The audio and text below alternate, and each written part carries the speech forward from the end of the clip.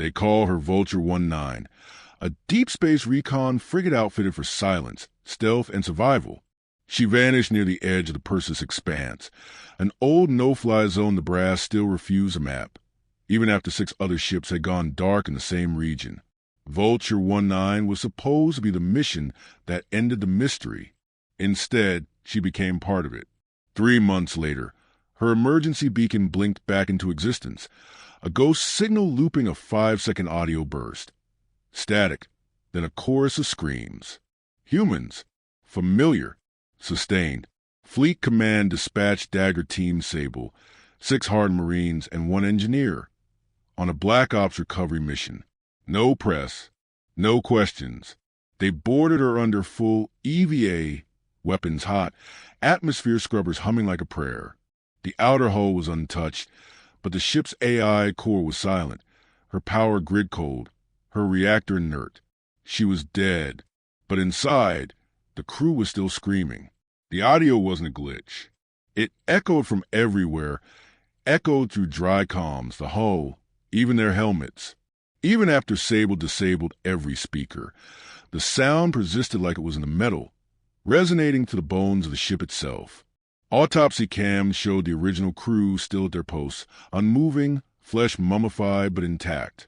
48 corpses, wide-eyed, mouths agape, still screaming. The team split. Half went to engineering to investigate the core. The rest secured medbay and the bridge. But something was wrong. Minutes passed, then hours. But time felt wrong, too slow or too fast.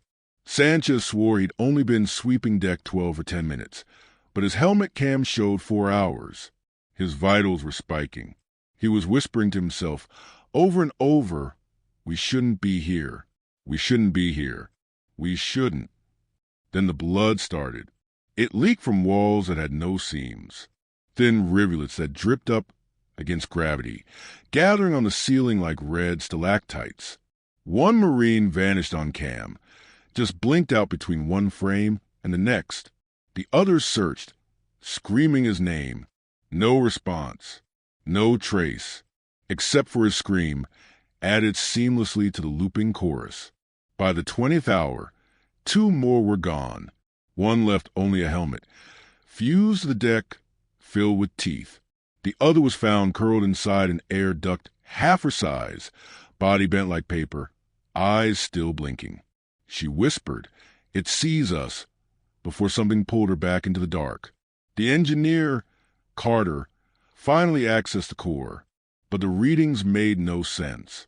According to the ship's internal logs, Vulture 19 had never stopped moving, never gone dark. She'd been traveling steadily for the full 3 months. Through nothing. No stars. No mass. No time. Just coordinates labeled "not applicable." He found another log buried deep, not an official entry. A personal video from the ship's captain, recorded just hours before the ship's systems failed. Her face was gaunt, eyes bloodshot. She stared into the camera, like it owed her an explanation.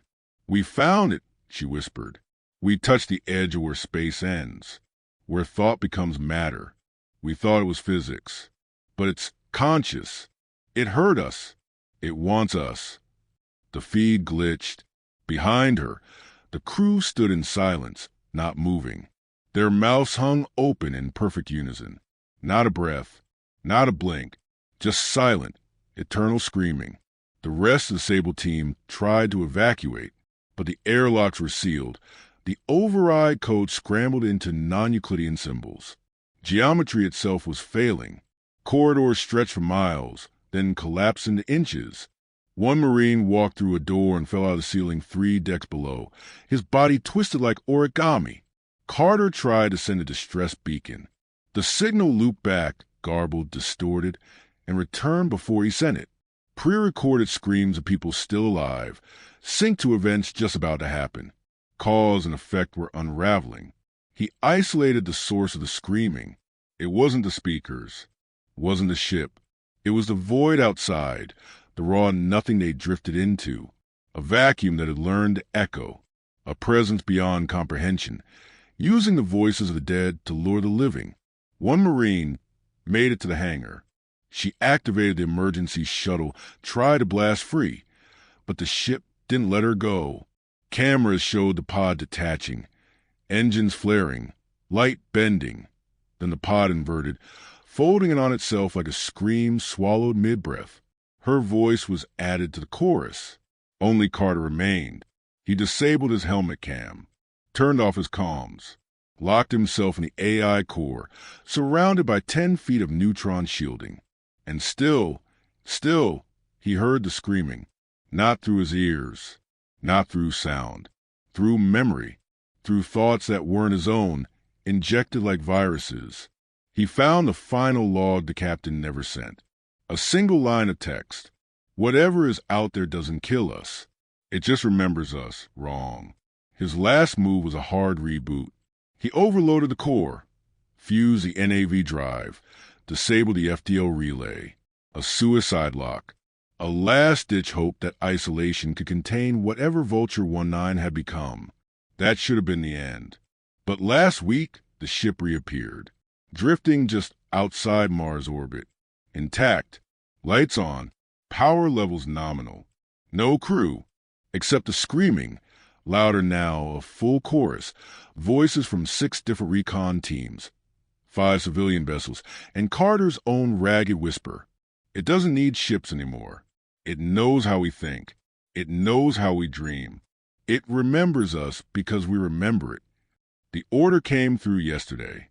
Another team is going in, but I'm not going. I was the one who pulled Carter's final message from the logs. And I still hear him every night in my dreams in the corners of my mind where silence should be. He's not warning me anymore. He's inviting me. The ship was dead. The crew was still screaming. And now, so am I.